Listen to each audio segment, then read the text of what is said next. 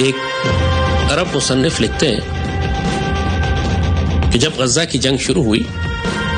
تو میری بیوی نے مجھے کہا کہ جب غزہ کی جنگ ختم ہوگی تو ہم غزہ سے بہت سارے فلسطینی بچے لے آئیں گے اور ان کی اپنے گھر میں اپنے بچوں کے ساتھ پرورش کریں گے. تو وہ عرب مصنف لکھتے ہیں کہ میں نے گھر والی سے کہا کہ جب غزہ کی جنگ ختم ہو جائے گی تو ہم اپنے بچے غزہ بھجوا دیں گے اور اہل غزہ سے کہیں گے کہ ہمارے بچوں کی تربیت کریں. جو صاحب نظر ہیں، جو حقیقت اور معرفت کو جانتے ہیں، وہ یہ دیکھ چکے ہیں کہ جو کچھ غزہ میں ہوا ہے وہ ایک حیرت انگیز روحانی تاریخ ہے جو لکھی گئی ہے. 1400 سال کی اسلامی تاریخ ہو یا کئی ہزار سال کی انسانی تاریخ، آج تک انسان کی جنگی تاریخ میں کبھی ایسا نہیں ہوا کہ ایک اتنی چھوٹی سی قوم اتنے چھوٹے سے محدود علاقے میں قید ہو کر اس سرفروشی اور جانثاری اور جانبازی کے ساتھ عالمی طاقتوں کا مقابلہ کرے، اپنے آپ کو تباہ کروا لے، پوری قوم ہجرت پہ مجبور ہو جائے اور ہتھیاروں کا کوئی تقابل نہ ہو، ایک طرف لٹرلی تیر کمان ہو اور دوسری جانب ایٹمی ہتھیار. اس کے باوجود وہ چھوٹی سی سرفروش جماعت ہتھیار ڈالنے سے انکار کر دے اور دشمن کو اپنی شرائط پر گھٹنوں پر لے کر آئے اور اپنے علاقے کو آزاد رکھے. انسانی تاریخ میں آج تک ایسا نہیں.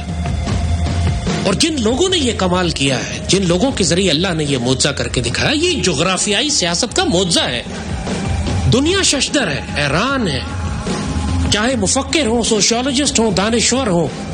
یا جنرلز ہوں یا حکمران اور سیاستدان. مسلمانوں کے بغض میں یہ زبان سے کوئی لفظ، کوئی تعریف کا نہیں نکالیں گے،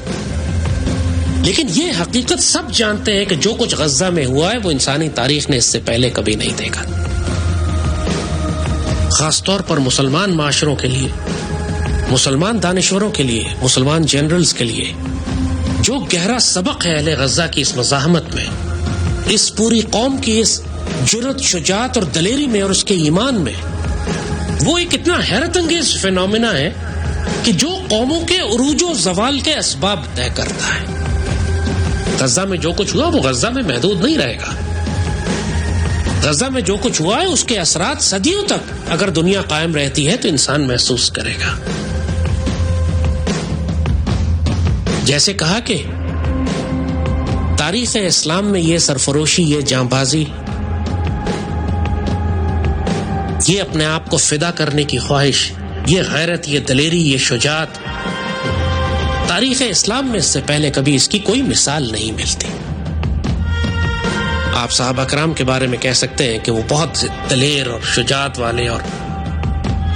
سیدی رسول اللہ کے صحابی،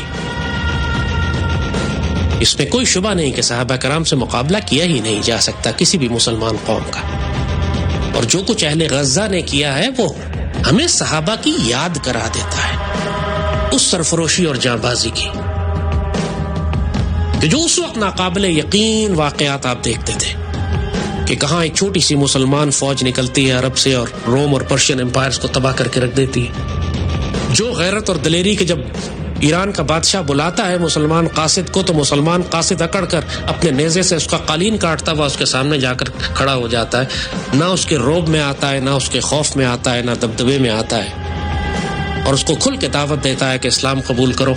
ورنہ ہم تم سے تلوار سے فیصلہ کریں گے. اب سوچیں کہ ایک گڈریا، ایک چرواہا ریگستان سے نکل کر آتا ہے اور ایران کے بادشاہ کے سامنے کھڑا ہو کر کہتا ہے، ناقابل یقین باتیں لگتی ہیں،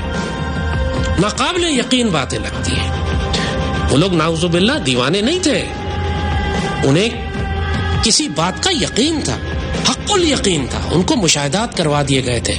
ان کو تاریخ اور تقدیر بتا دی گئی تھی. اسی لیے وہ اتنے کانفیڈنٹ تھے کہ ان کو معلوم تھا کہ ہم نے رومن اور پرشین امپائرز کو تباہ کر دینا. پورے تمام صحابہ یہ بات جانتے تھے کہ سیدی رسول اللہ نے حضرت سراقہ کو فرمایا ہوا ہے کہ کسرا کے کنگن تمہارے ہاتھوں میں آئیں گے. غزوہ خندق کے موقع پہ جب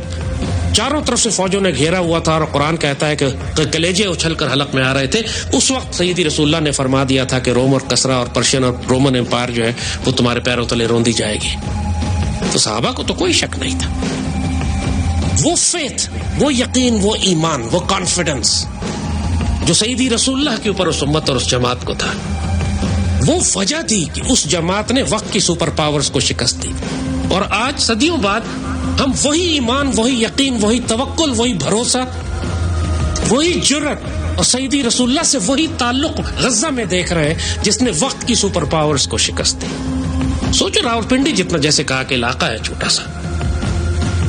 6 ایٹم بم کے برابر وہاں پر انہوں نے بارود گرایا. غزہ میں ایک عمارت سیدھی کھڑی نہیں ہے، 4-5 لاکھ مسلمان شہید اور زخمی ہو گئے. چھوٹا سا قید خانہ ہے وہ، چاروں طرف دیواریں لگی ہوئی ہیں، ایک طرف سمندر ہے. اس قید خانے کے اندر بند کر کے اس قوم کے اوپر جب پوری دنیا کی بڑی بڑی دجالی طاقتوں نے اپنے جدید ترین ہتھیار اس کے ساتھ 15 مہینے 1 سال سے زائد ان کے اوپر اس طرح بمباری کرتے رہے کہ یقین نہیں تھا کہ نیچے کوئی انسان، کوئی چڑیا، کوئی چرند، کوئی پرند، کوئی زندہ بھی بچے گا کہ نہیں. اس کے باوجود اہل غزہ میں سے کوئی ایک نہیں اٹھا جو یہ کہتا ہو کہ یہودیوں کے آگے ہتھیار ڈال دو، صلح کر لو، غزہ خالی کر دو، اپنے مقصد حیات سے ہٹ جاؤ.